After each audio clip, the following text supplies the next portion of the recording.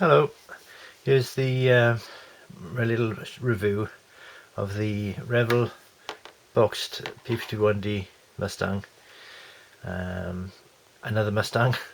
Don't be bored, they're all different in a way. This, I'm gonna guess, is a reboxing of a Matchbox one, but I might be wrong. But we'll tell by the sprue when we open it and see if he looks Matchboxy.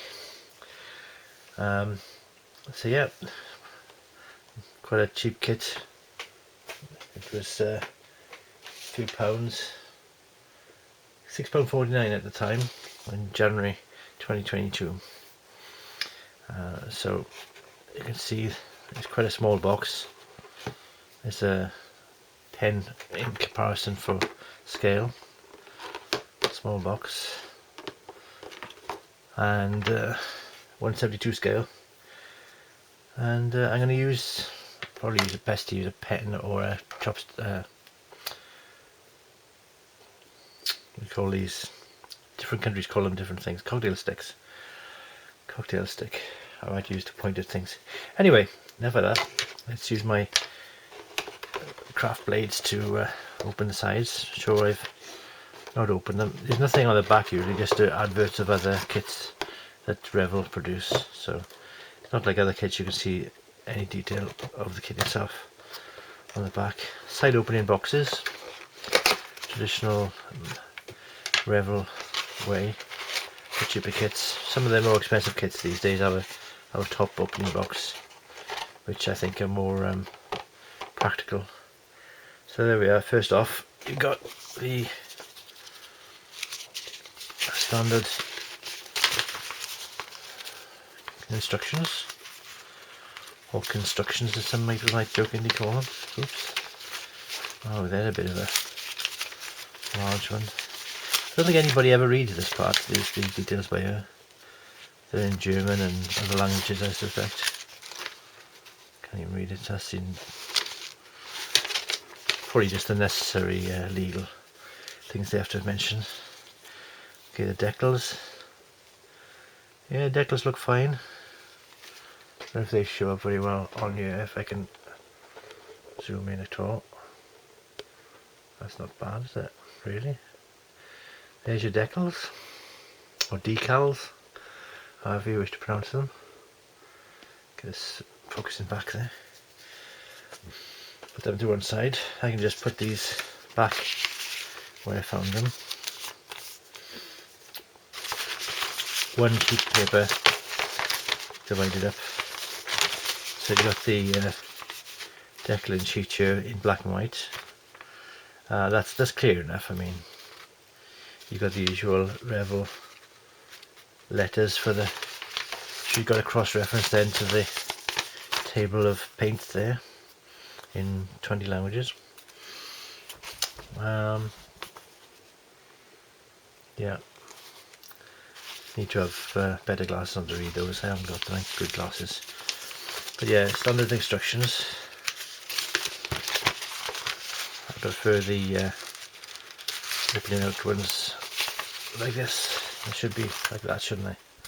Not like a road map from the old days.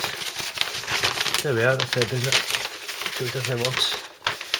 You can fold it out and put it however you want at the time when you're building it. A little bit of a parts sprue checker. 3 sprues. Well, 4 and 5 if you count them. Standard. The seat doesn't look too bad. I've seen worse seats. I don't think it's necessary to have all these big thick arrows by here. I mean, it's quite obvious, but unusually, look, there's you put the tail on when you put the fuselage halves together. That's weird, really, but never seen that with a kit of this size or this level. They usually have 2 halves, 2 sides to put on together. Now that's gonna be a bit tricky, but I'm up to the task. You put these on afterwards, okay. Slightly different way of doing things to what I'm used to. And only then do you put the halves together. The wings afterwards. And unfortunately you put your put the propeller on at the same time as you close the fuselage, which could make it risking snapping off the tip of the propeller if you're not careful. But the answer to that, I suppose, is to be careful, isn't it? Got all that going on in there in one scene, and then you got a separate drawings for putting two halves of a tank together, fuel tank together. Seems a bit odd, but there we are. Looks as if you've got the ability for the tyre to turn here. You've got a axle spindle going through there. Usual options for undercarriage doors up, single piece cockpit, but so far the seat looks alright. The head-up display is quite primitive, but that's not bad at the scale. Most people wouldn't notice it. That's the instructions anyway, that's clear enough. Now then, let's have a look. See, this is the right size to be a Matchbox kit. Hang on. This might be even older than I expected, because if I'm careful, put the sellotape down there, you see, I should have been checking on the camera viewfinder to see where I'm looking. I don't know if you can see that yet. I'll bring it too close to you. It's sort of is that kind of focus? I'm going to focus, is it? Oh, there we are. Can you see the rivets? It's actually got rivets out, sticking out rivets. The actual, I think the panel lines themselves are recessed, but they've got rivets as well. So I don't know what I think about that. There's a bit of a sink mark there, which corresponds to the pin. So that might need to be buffed out somehow, but another sink mark there, look. Can you see it? There. But I'm guessing this is going to be an old kit, because to have the rivets showing when on the real thing, I think they're flush riveted anyway. Can I get that in focus? Oh. Go see that there. Anyway, I won't label on that. I'll get focus there. Right, so what do we got? Hold on. It says here, can you read that? Come on, get in focus, go on. Dare you to get focused. There we are, Revell Incorporated, Venice, California. This is a USA Revell kit, I think. Revell USA. That's where it's been made, or at least designed, perhaps. Alright, well, you got the wheel wells there, that's fine. There's not going to be much detail there, that's going to be closed up, and there's going to be gaps around the edge, so. But that's not too bad for the price. This here, oh gosh, that looks a bit flashy, doesn't it? That's flashy, isn't it? Come on, get focused. There you go, more or less. A flash on that, but there. Okay, fair enough. It's an old kit, I bet you. Probably 70s or even 60s, I'd say. I don't know for sure. I can't see any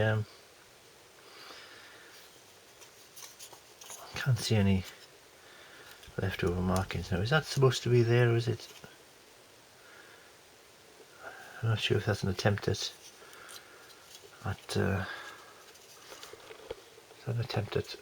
detail inside, or is it somebody's been buried out? Come on. That's what I'm talking about. And looking at the tail looks so funny shape actually. The top of the tail See, you see do an angle by there. Is that angle correct? I don't know. Perhaps it is, perhaps it isn't. But you get what you pay for. It's a bit of flash for there, look. And these, it's just the way that the way this is made shouts old tooling to me. That actually is a raised panel line, isn't it? There you go. Let's have a good look at that now. If that'll focus. Can I get it to focus? Hang on. Can we go back out again? It'll focus perhaps better. It's not going to focus, is it? But believe me, that's these are raised panel lines. I'm sure of it. You can feel it with my fingernails, see? Alright, raised panel lines on the fuselage. And these they don't feel raised on the, hang on, yeah, they are a bit. They're raised on the wings as well. But for his age and for his price, I'm not going to complain. I'm going to just build it and enjoy building it. Or worst comes to worst, I can just use the decals as they are, because the decals are newly made. And yeah. So there's the main screws. Cockpit, it's canopy itself. That's not too bad. I mean, it's still got detail on the thing there, on the cockpit joint there, the frame. The shape isn't brilliant, because I know that part there goes lower than the sides. Again, you get what you pay for, and this is an old kit.